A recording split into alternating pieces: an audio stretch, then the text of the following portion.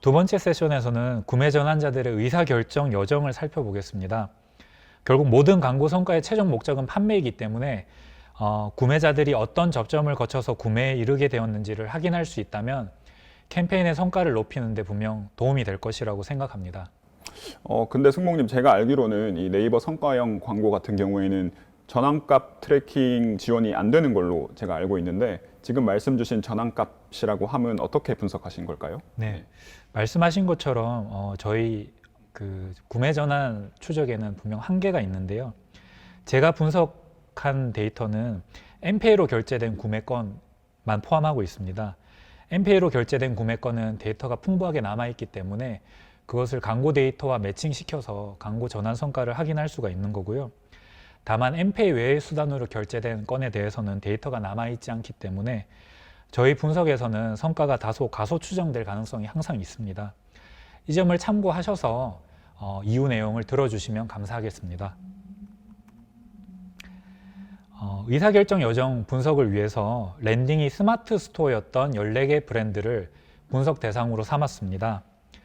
브랜드 간의 엄정한 비교를 위해서 업종은 뷰티, 미용 업종으로 한정했고요.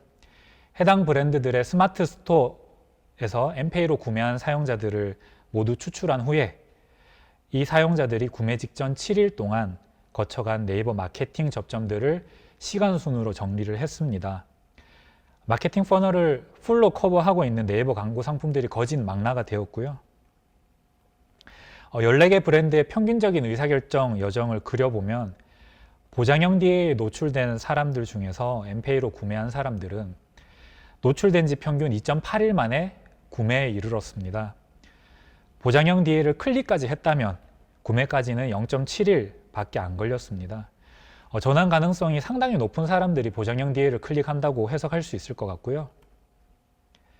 성과형 DA에 노출되었던 사용자가 구매에 이르게 되는 데는 2.7일이 평균적으로 걸렸습니다. 성과형 DA를 클릭한 사용자들은 만 하루가 가기 전에 제품을 구매했습니다. 대체로 검색 광고는 노출형 광고들에 비해 클릭 이후 구매 전환에 이르게 되는 데 걸리는 시간이 더 짧았고 클릭 전환율 자체도 한 8배에서 12배 정도 높았습니다. 이렇게 뷰티 미용 업적의 평균적인 구매 여정이 정리가 되었는데요.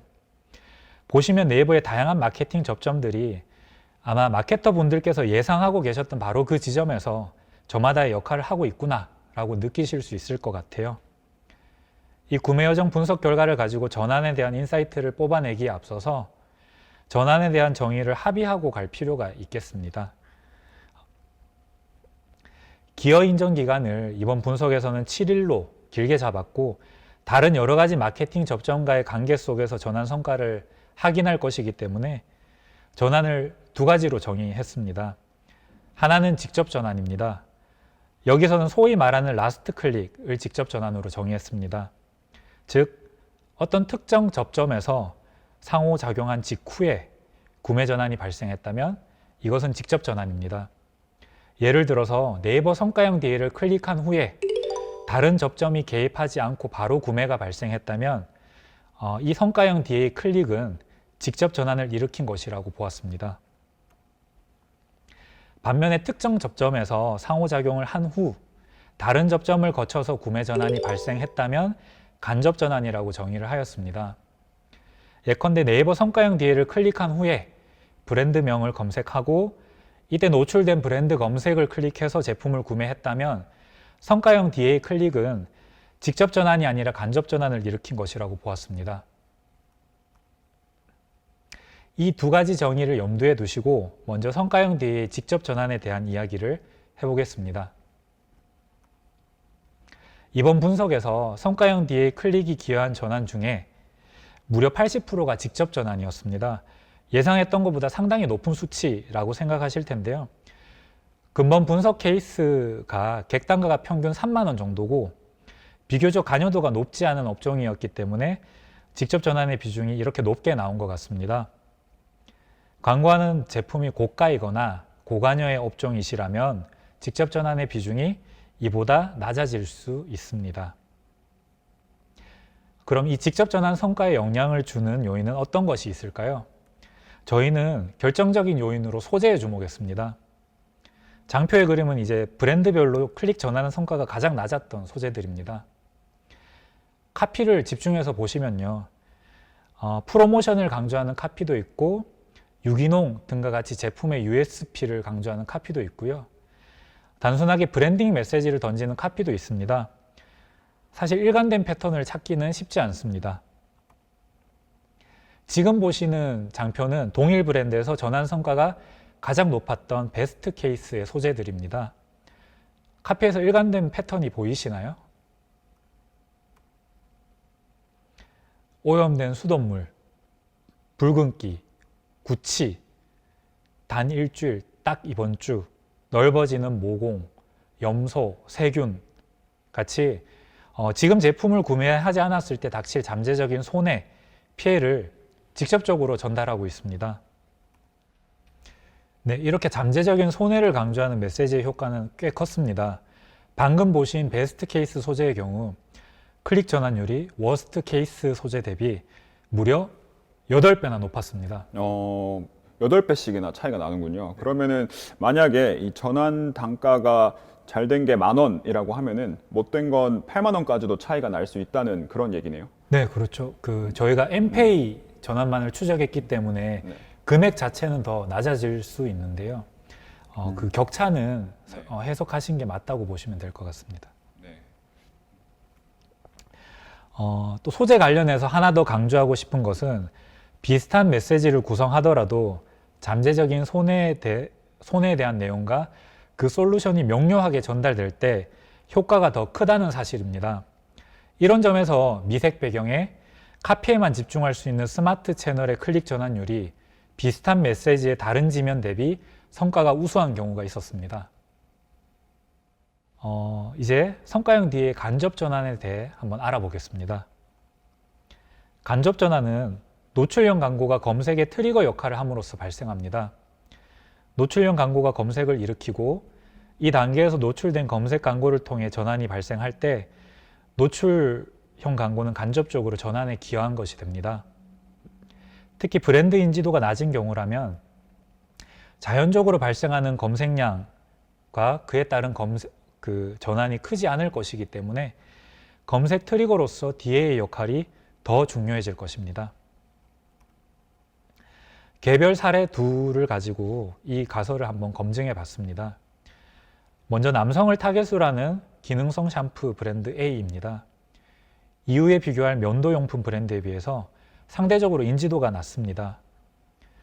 이 브랜드의 경우에 브랜드 검색을 거쳐 상품을 구매한 사람들 중에 21%, 파워링크를 거쳐 구매한 사람들 중 9%, 그리고 쇼핑 검색 광고를 거쳐 구매한 사람들의 16%가 이전에 성과형 DA를 클릭한 것으로 나타났습니다. 즉, 성과형 DA를 클릭하고 나서 사용자들이 브랜드에 대한 정보를 얻기 위해 검색을 활용했다라는 뜻입니다. 해당 브랜드의 마케터께서도 이런 검색 단계에 대비해서 저희 브랜드 검색이나 쇼핑 검색 광고로 자사 제품을 촘촘하게 노출시키셨고, 이를 통해서 성과형 DA 클릭으로 발생할 리드를 구매로 잘 전환시킬 수 있었던 것 같습니다. 다음 사례는 면도용품 브랜드입니다.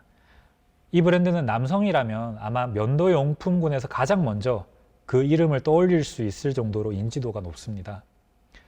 때문에 실제 분석 결과 역시 노출형 광고가 트리거가 되지 않더라도 자연스럽게 검색에 들어와서 제품을 구매하는 경우가 무척 많았습니다. 그러나 그럼에도 불구하고 브랜드 검색을 클릭한 후에 물건을 구매한 사람의 6%, 파워링크를 통해 구매한 사람의 5%, 쇼핑 검색 광고를 통해 구매한 사람들의 5%가 성과형 DA 클릭이 트리거가 되어서 검색 광고 전환을 일으킨 경우였습니다.